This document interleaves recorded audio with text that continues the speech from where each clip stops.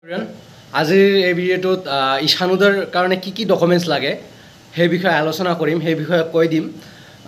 তো তোমালোকৰ কিছুমানে মোক কৈছিল যে দাদা লাইভ আহি কৈছে মই বুজি পোৱা নাই কি ডকুমেণ্টছ লাগে, তো সেইকাৰণে এই ভিডিঅ'টো বনাব লগা হ'ল। তো ভালকৈ শুনিবা এণ্ড ভাল লাগিলে লাইক এণ্ড শ্বেয়াৰ কৰি দিবা ফ্ৰেণ্ডছবোৰৰ লগত।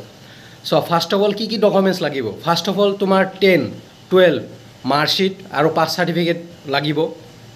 তাৰপিছত তোমাৰ পাছবুক, বেংকৰ পাছবুক আৰু আধাৰ কাৰ্ড লাগিব। বেংকৰ পাছবুকৰ লগত তোমাৰ আধাৰ কাৰ্ড লিংক থাকিব লাগিব, লিংক মানে ইণ্টাৰলিংক মানে কানেকশ্যন থাকিব লাগিব। তোমাৰ বেংকত যিটো ছাপ'জ তোমাৰ বেংক SBIত আছে, তাতে তোমাৰ SBIৰ বেংকত তোমাৰ আধাৰ কাৰ্ডটো লিংক থাকিব লাগিব আৰু আধাৰ কাৰ্ড থকাটো মেণ্ডেটৰী, আধাৰ কাৰ্ড থাকিবই লাগিব।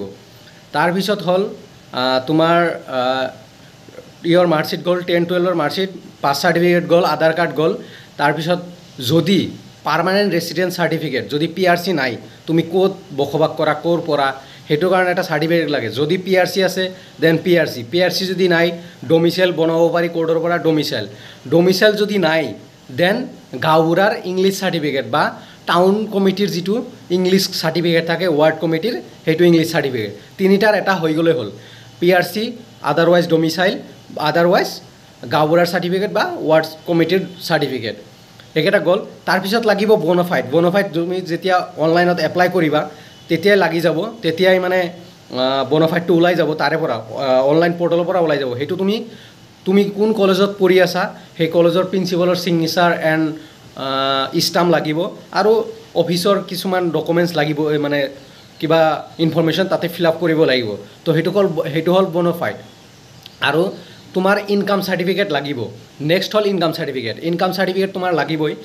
3 লাখৰ তলত থাকিলে ভাল, মানে 2 লাখ মেক্সিমাম ভাল, 1 লাখৰ তলত থাকিলে, তাৰপিছত 2 lakh maximum 3 lakh income certificate. তাৰপিছত গ'ল ইনকাম চাৰ্টিফিকেট মেণ্ডেটৰী লাগিবই।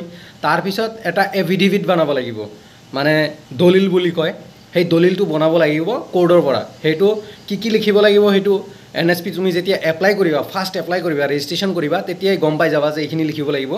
সেই এফিডেভিট লিখি কোৰ্টৰ পৰা ছিগনেচাৰ ষ্টাম্প মাৰি লৈ আহিব লাগিব। ইমানখিনিয়ে ডকুমেণ্টছ লাগে। মানে মেণ্ডেটৰী বস্তুটোৱে বেছিভাগ একদম আধাৰ কাৰ্ড নোহোৱাকৈ নহ'বই একদম।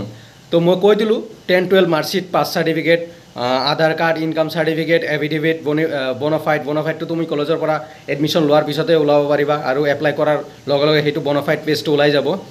এইখিনি বস্তু লাগিব তোমাৰ ঈশানোদৰ কাৰণে এপ্লাই কৰিবলৈ।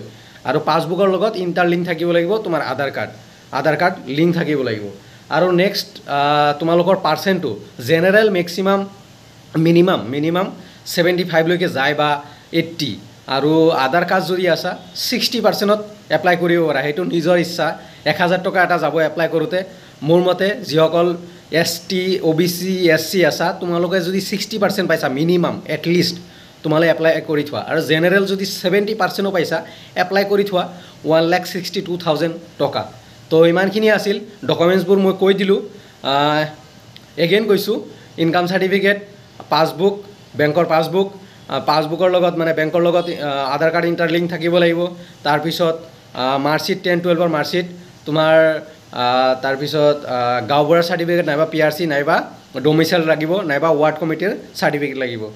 আৰু বনফাইড, সেইটো আৰু এফিডেভিটটো কোৰ্টৰ পৰা, বনফাইডটো কলেজৰ পৰা। ইমানখিনি বস্তু লাগে। তো থেংক ইউ। ভিডিঅ'টো ভাল লাগিলে শ্বেয়াৰ কৰি দিবা। ৰিকুৱেষ্টত বনাইছিলোঁ, কোনোবা নাম আছিল বহুত পাহৰিলোঁ। তো এটা লাইক কৰি দিবা আৰু শ্বেয়াৰ কৰি দিবা ফ্ৰেণ্ডবোৰৰ লগত, আৰু চেনেলটো ছাবস্ক্ৰাইব কৰি ৰাখিবা নতুন ইনফৰমেশ্যনৰ কাৰণে। Thank U.